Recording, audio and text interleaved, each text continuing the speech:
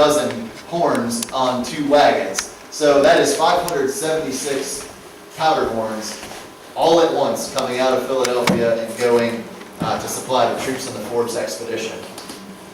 So obviously their capacity is tremendous for making these things. Are you going to get that tattoo on your mic? Just like quote? It is, yeah. It's actually on my, yeah. I think about the last 25 years of our life doing that quote. Yes. Yeah, at least that long. Yeah, it's already on me somewhere. I just can't say where. So this idea of turned powder horns and these, what do these horns look like that these guys are supplying? This is another, I just threw this in here because this is another awesome image. It's a German or Austrian of a horn shop. And here you can see these guys turning horns on the lathe, this gigantic, kind of treadle lathe. This is the flywheel for it up here. And you can see all the bits and pieces of horns lying around. And also the guy in the foreground working again on one of these giant vices, holding a horn so that he can work on it. Well, you ever worked with horns? They're very irregular in shape, so it's not like a piece of wood where you can just clamp the thing in a vise. Work holding is one of the biggest challenges, and so this becomes the way that they deal with that. They hold a form in a vise and jam the horn onto this form, and that way you can work with both hands, which is the key to kind of working that stuff efficiently. So the guy whose name shows up, and unfortunately it's not until the following year in 1759, is a guy named Christopher Anger, who is a comb maker in Philadelphia. And when he advertises in the Pennsylvania Gazette, he says, "I make all kinds of products made of horn. Punch ladles, cups, combs, all these tumblers and whatever, and powder horns." He says, "I am located at the sign of the comb maker in Strawberry Alley in Philadelphia." So it's the sign of the comb maker, not the powder horn or the golden powder horn or the whatever powder horn, as has sometimes been stated. Sign of the comb maker in Philadelphia. He's got a little shop there. Who knows what his production capacity is or how many people he has working for him in terms of apprentices. But he's got some ability to provide large numbers of powder horns. In 1758-59, you could go into Philadelphia and you could buy a horn from one of 2 sources. One, a guy like this. You could also buy a horn that came from England on a boat.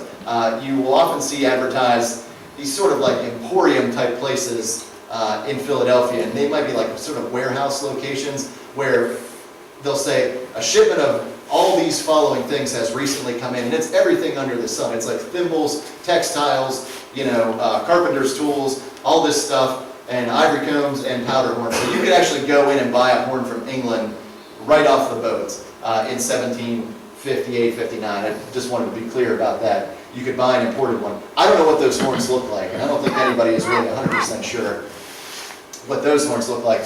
But we do have an idea of what these American horns look like. In terms of the technology, just to go cover this real quickly, the horn, this guy's using what's called a pole lathe or a spring pole lathe, and it is a reciprocating lathe that is, you press down on this thing here, and it has a pole that it's attached to, or a bow up at the top that provides this springing action, so the thing turns toward you, and then it rewinds and turns back, and then towards you and back. So you're really only cutting about 50% of the time, but these guys are incredibly efficient with this type of thing. And this is like, 1000 AD up until about 1750. This is the most common type of lathe. Also about that time, the treadle lathe is introduced, and this is a thing that has a camshaft and a flywheel that provides continuous motion. So this is more similar to the lathe that we use today. The other kind of important thing about this is that on a pole lathe, the cord here wraps around the work. So that's something that you always have to be aware of if you guys have worked on a lathe. And that means basically that for the most part you're turning between centers, which makes it difficult to turn things like bowls and cups that have rounded surfaces. The treadle lathe, makes that a lot easier to accomplish because you can do faceplate turning. You can turn the face of a thing much easier. That's probably Greek to anybody but those who have worked on a lathe, but it's worth noting. In terms of in terms of 18th century turnings and the type of work that these guys can accomplish on a lathe, on either of these types of lathe, here's some examples. On the left is a little screw barrel ivory and brass microscope, which is just a beautifully turned thing. Some of the best turnings ever made. This little coffee mill or some other type of grinding mill. And on the right is a little turned wooden cup. So these guys are able to do with very simple tools to create very sophisticated work. And oftentimes you will see things that have multiple parts that actually thread together. And that's something that's also done in the lathe. In terms of how this stuff is applied to things made out of horn, these are some European or English horn powder flasks from the period. The ones on the right are flattened. They're sort of Germanic looking, but they've got turned spouts, so someone's actually chucked that end on the lathe and turned a little spout on it. These guys here have bodies that were turned and then flattened somewhat, and the caps here are separate pieces. They provide instead of having a stopper jammed in the end of it, it's a cap that covers the end of this little flask and screws down over top of it, and I think it also provides kind of a measure for the powder inside too. So that's pretty sophisticated stuff, and most of those threads, I would say, are chased on a lathe. If you've ever turned anything at low speeds on a modern lathe, and you take your gouge and just drag it across, it doesn't make a concentric ring, it actually makes a spiral down the length of it. So when you make a thing with little serrated edge, you can actually use that, exploit that to your advantage to turn threads on the lathe, and I think that's how a lot of this stuff is done. They're not using any, like a machine or a jig to lay those in? Some of it. So this will kind of answer part of your question, Mike. Question was, are they using any kind of a jig or anything to put threads on? This is an American powder horn. I think it's probably made in eastern Pennsylvania about 1760 or thereabouts. It's got some interesting characteristics. It's got a turned plug, which is similar to these other horns we looked at. It's got a turned horn band that's sort of decorative and maybe somewhat reinforcing. And you can see it's kind of crude. The grain line of the horn that they use for the band doesn't exactly match the grain of the horn that they put it on. Up at the spout end, it's got an applied turned collar that slides down over the end of the horn. And you can sort of see up in here, this is where the hole is bored. That is tapped, because it's on that part of the horn, I think that's tapped by an actual, like a handheld tap. The upper portion, the thing with turning, like using a screw box or something like that to turn threads, you can turn them very easily, or you can add them to like a spindle pretty easily. But if you add them to something, it's this last half or quarter inch of the cut that always gives you trouble, because you need a bottoming tap or you need something like that. The easiest way by far to do that is just to chase that on the lathe. You can do it much quicker. So this is a pretty early example of a turned powder horn. So when you take that natural horn shape that's common in America and you add on these turned elements which have their roots in Europe, this is the thing you end up with. And these are sometimes referred to as screw tip horns amongst collectors. So you can see here the main differences of these two horns. These are both Pennsylvania horns from about the same period. The horn on the right has the turned plug, but it's got the hand work spout. This thing is totally, like every important part of it is turned on a lathe in a production shop. And the difference, I would say, is that this horn might have been sort of a partially assembled powder horn when it left the shop. So in order to make a functional powder horn, all you really need is a hole drilled in that end and a stopper to close the hole, a plug in this end, and you need something at this end to support a strap. And that could be as simple as taking a rat tail file and making a little, quarter-inch groove around that thing. and then it can go in a barrel or wherever, and off with the rest of them. So, I think it's also significant that so many of these horns like this have maps of the Forbes Road and appear to be soldiers' horns, because I think there's a real military connection with that. So if you're trying to visualize what's the type of horn that Forbes is being supplied with, take off the carving and maybe take away this decorative spout work and just imagine a little groove filed in this end, and I think that's probably what they're getting. Because you can go back after the fact, if there's a groove at this end or some rudimentary thing, and you can file that away, you can file all this stuff in way after the fact. When you get the horn while you're sitting at your fort or whatever with a file and a lot of time on your hands, you can come back and do all this decorative work, but all the important stuff has already been done for you. So I think that's the difference. So a few people have put forth this idea of kit powder horns. That's somewhat deceptive. I get the idea of horns being supplied with turn plugs and a hole drilled, but it's got to be functional when it goes out the door. That term kit powder horns, I think, can be a little bit problematic, because we think of a kit, we think of a bunch of component parts that have to be assembled by the end user. But in terms of horns being, kind of very simply assembled and sent out the door, I think that's a good idea, and it makes a lot of sense. So these horns, okay, here's some colonial horns. I should say too, most of those horns with the turned elements on and the screw tip and all that stuff, very, very seldom are those things ever carved or dated or whatever. One of the horns in Jim Dressler's book was owned by a guy named J.B. Adamar. It's dated 1759, and it's got a rudimentary screw tip applied to it. We borrowed that horn from a guy named Jay Hopkins, who has been a long-time collector of this kind of stuff. And that's kind of one of the Rosetta Stone pieces. Two of the other ones are on the right-hand side there. The bottom one is a horn just like that one we looked at a couple slides ago. It's got a turned plug and band and the screw tip and the whole nine. And the one next to it, and the one right above it in the case, has all of those same characteristics, but it's also got a very professionally engraved map, I think, of New York and those forts. And it's also dated 1761. So it's these handful of carved horns that help to date the ones that aren't carved.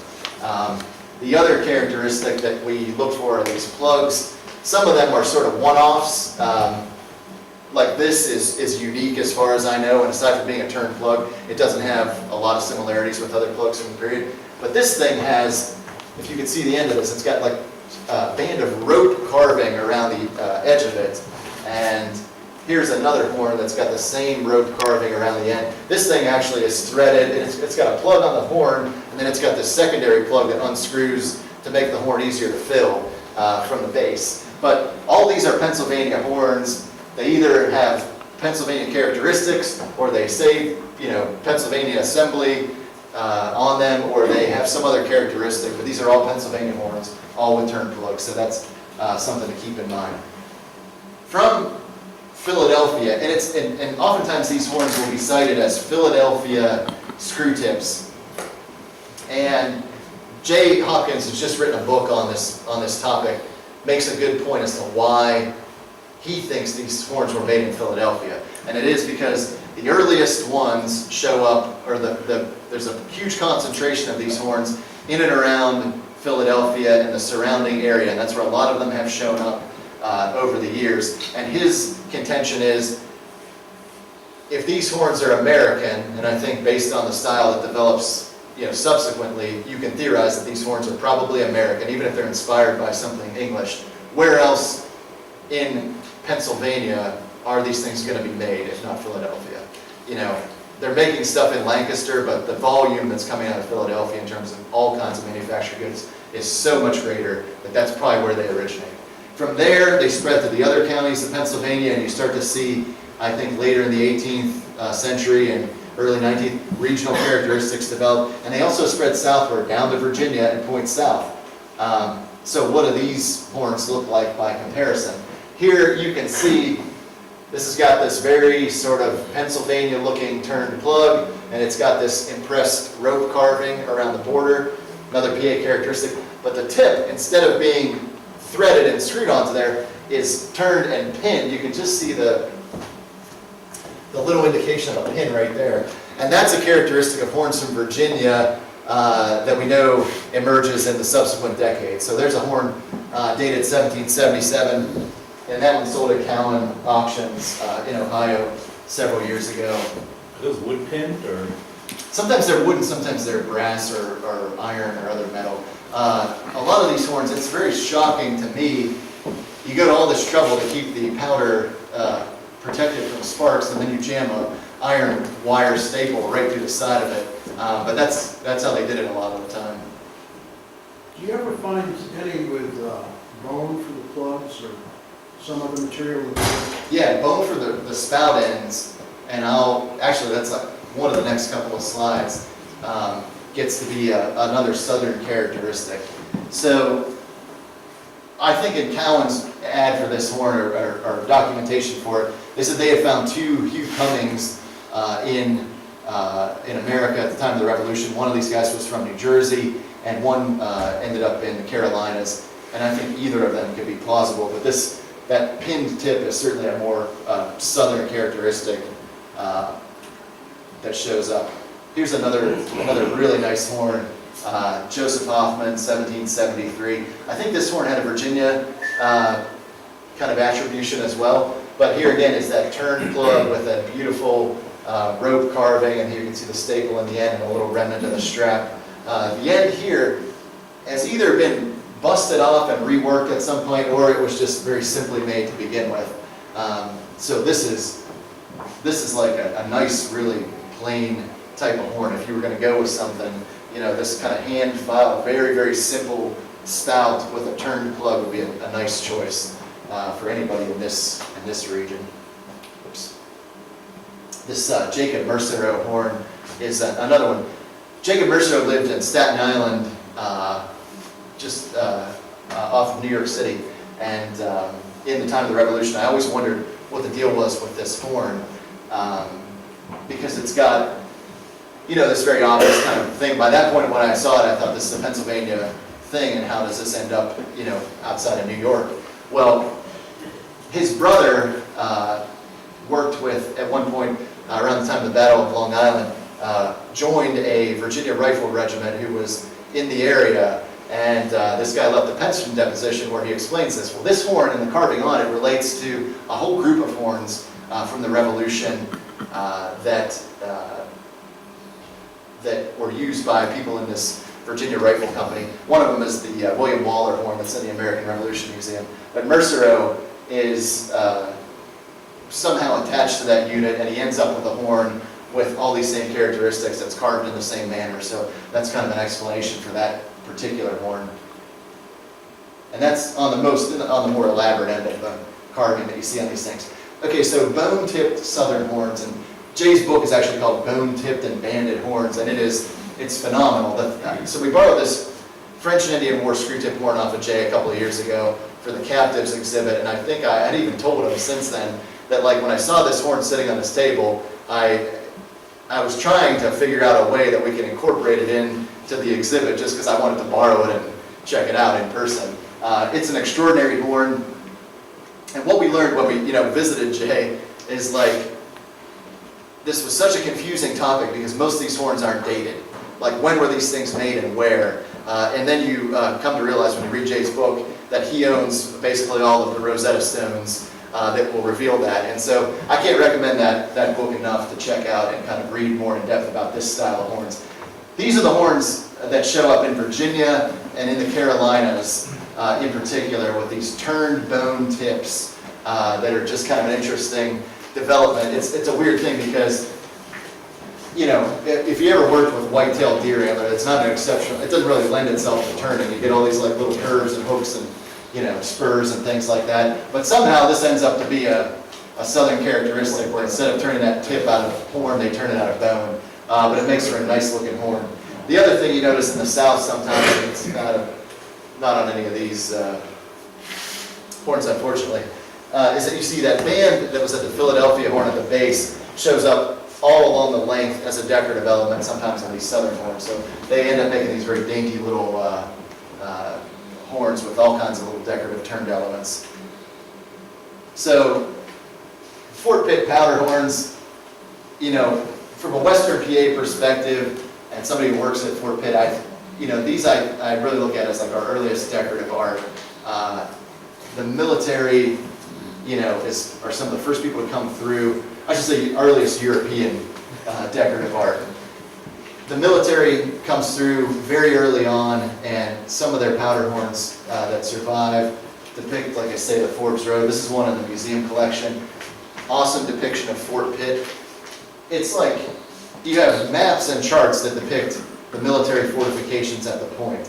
But then you have these things that are actually made by people on the ground who are looking at this thing. I mean, to the point that they put the flag in the right bastion of the fort, and the buildings are correctly situated, so you know this guy was there.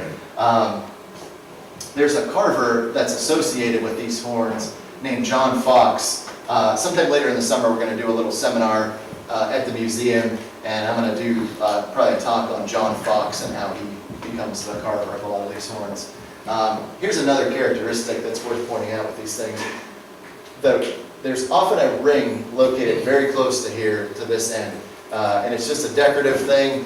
Doesn't really serve much of a purpose. There's often a subsequent ring up here that would be used for the strap, but this is kind of a hallmark of these things too. So if you see this kind of ring about 1/4 of an inch up from the step down edge, that's a real characteristic of some of these Forbes Road horns.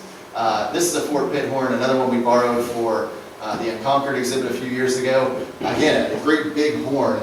This one's actually got a hand-fitted walnut plug that has a mirror in the base of it. It's kind of an unusual thing. The imagery in this is Fort Pitt down at the lower end, and a very elaborate depiction of the town that was actually destroyed in 1763 during Pontiac's uprising. And then Fort Detroit up at this end, and in between you have Indians with tomahawks and bows and arrows that are kind of surrounding the fort at various points. And for me, the association, it just screams like this was made during Pontiac's uprising in 1763. So that's kind of a cool thing. What's neat about it too, and also says maybe this is made at Fort Pitt as opposed to somewhere else, is that it doesn't have a turn plug. It has this hand-fitted plug and a hand file spout. And again, here's your ring really close to the step-down edge that becomes kind of a signature of that carver. Here's another close-up of the depiction of the plug and the horn itself. But you can just see how elaborate the depiction of the fort is on this thing. It's just, speaks to the fact that the guy was actually there. The plug is neat. It's actually, and the putty around the edge of it is some sort of red wax stuff. I don't know if it's like wax, the wax seal kind of stuff, but it's kind of an interesting thing too. And you can see here, you can see a little bit of that staple. There's a staple that's probably 1.5 inches long that is hammered right into the rim of the horn up there, and that's how the strap was held on. There's the Bison horn that I was talking about earlier. The end of that thing looks like it was turned, but when you look at it closely, you realize it's filed by hand. I made a copy of this horn one time. It took me 8 hours to sit there and file all these little grooves and clean them up with a scraper and make it nice. But that's another horn that's on exhibit right now. You can get a close look at it. It's really an awesome early Fort Pitt thing. So that's not a turn plug? No, it's a hand-fitted walnut plug. One thing I should have included, there's a ledger of a guy named Ephraim Douglas who was sort of like to me, he looks like a jack of all trades at Fort Pitt. He's a clerk. He does a little bit of carpentry work. He does some little basic blacksmithing. And in one of his entries for a customer is this thing that says, turning 2 powder horn bottoms for you. So that's 1769. So right around this period, you have that kind of work being done at Fort Pitt. But this horn has a hand-fitted plug. This is a kind of schematic drawing of the engraving on that horn, just to give you an idea of how elaborate this thing is. This guy was no armchair carver. He had clearly trained, if not under some watchmaker or silversmith, at least under another gunsmith or something, to be kind of so expert in the use of that graver. What I know there was pigment rubbed into that. Yep. What, anybody know what the pigment? We've never there's been some discussion over the years about, kind of testing it or even trying to, restore part of it because it's really hard to see. Yeah. A lot of it has fallen out of the cuts.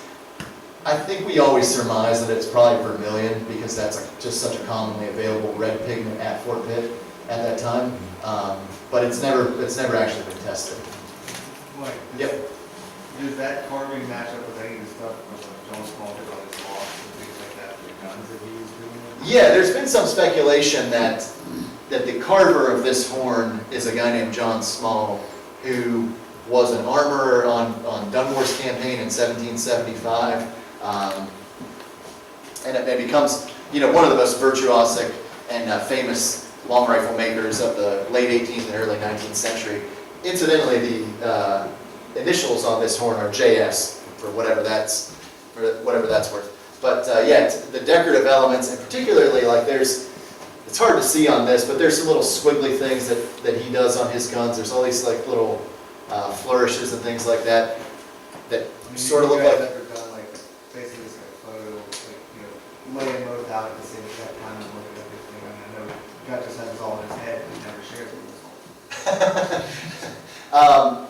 I don't know that anybody's ever laid out all these horns. There's this horn, there was the Gordon Forbes horn that was in the Clash of Empires exhibit that's done by the same carver. There's a horn, another bison horn in Ireland that apparently has the same sort of depiction of Fort Pitt on the back.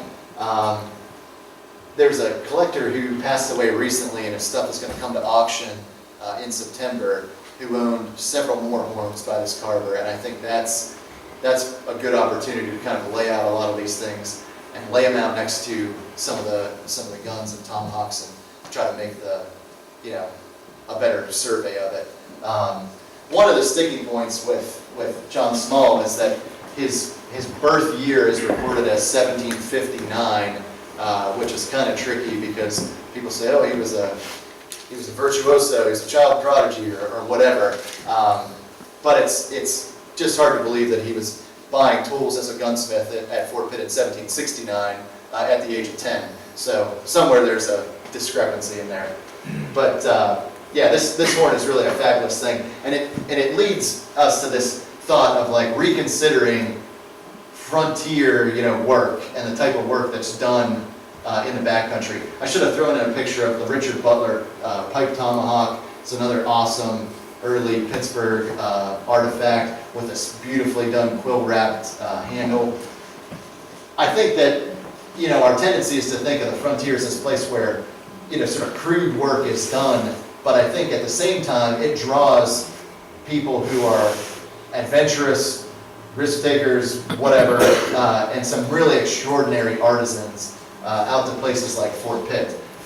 So just between Small and Butler, to say nothing of John Fox and some of these other guys, you have some really awesome work done that would stand alone next to any other work done in colonial America. So when you're thinking about, what type of horn should I carry on the Pennsylvania-Virginia frontier, don't necessarily gravitate to something that's a little bit cruder. You can do something, do a horn with a turned plug, or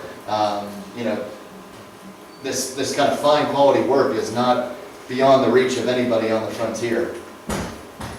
Here's a little plug for the exhibit, a shameless plug. It's called From Maps to Mermaids, Carved Powder Horns in Early America. It runs right now through October 1st. We've talked about expanding that or extending that to the end of January, but for sure it's up through October 1st, 2018, so you can come check it out, see a lot of the horns in this presentation in person, and really get a sense of the level of artistry that's at play here with these early engraved horns.